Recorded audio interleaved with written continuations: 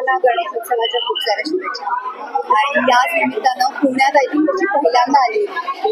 माझा जन्म गुजरातचा झालाय सगळ्यांनाच माहिती, आणि त्यामुळे लहानपणी गुजरातला गेल्यामुळे मला खरं तर गुजरातचा इतिहास जास्त माहिती होता.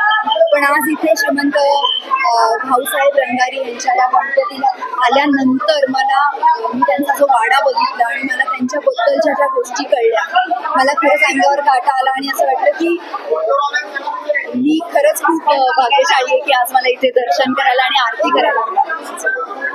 पुण्यामध्ये गणपती उत्सव जो आहे तो डीजे मुक्त केला संकल्पना कशी वाटते? पुण्यामध्ये जो गणपती उत्सव आहे तो डीजे मुक्त झाला, तर ही संकल्पना तुला कशी वाटते? मी पहिल्यांदाच आली होती, सो त्यामुळे मी पहिल्यांदाच बघितलं. पण मला असं वाटतं की मी जेवढं बघितलं मला असं तो उत्साह तेवढाच आहे लोकांना.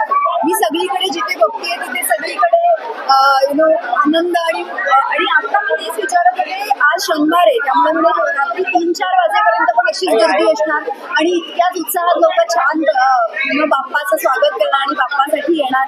तर मला तर मजा झाली हा उत्साह. ऍक्च्युली मी याच्या आधी कधी आलेच नव्हते त्यामुळे मी याच्यावर कमेंटही करू शकतो. तेच म्हणत होते मी आता मी जेव्हा इथून या रोडवरनं गल्लीत नाही येत होते तेव्हा तिथे सगळीकडे लहान लहान गोष्टी सगळ्या मिळत होत्या. खायचे पदार्थ बसणं सगळं इतकं छान असा मेळा लागल्यासारखं वाटत होतं. मला माझे लहानपणीचे दिवस आठवले. पण मी कधी लहानपणापासून नेहमी पुण्यात यायचं मला खूप इच्छा होती, ते कधी जमलं नाही. आज इतक्या वर्षांनंतर आज मला पुण्यात यायला मिळालं. बाप्पाकडे खूप काही मागितलं, ते तुम्हाला लवकरच कळेल कारण मला माहिती माझा बाप्पा मला देणार आहे ते सगळं. सो मी पुढच्या वर्षी तुम्हाला सांगेन मागच्या वर्षी मी काय मागितलं होतं ते पूर्ण झालं. कारण मागच्या वर्षी मी मागितलं होतं बाप्पांकडे माझा नवरा फिल्म डिरेक्ट करेल आणि मी लवकरात लवकर माझ्या नवऱ्याच्या फिल्ममध्ये काम करेन, आणि ते यावर्षी पॉसिबल होतं. तेच म्हणते माझ्या नवऱ्याने सिनेमा डिरेक्ट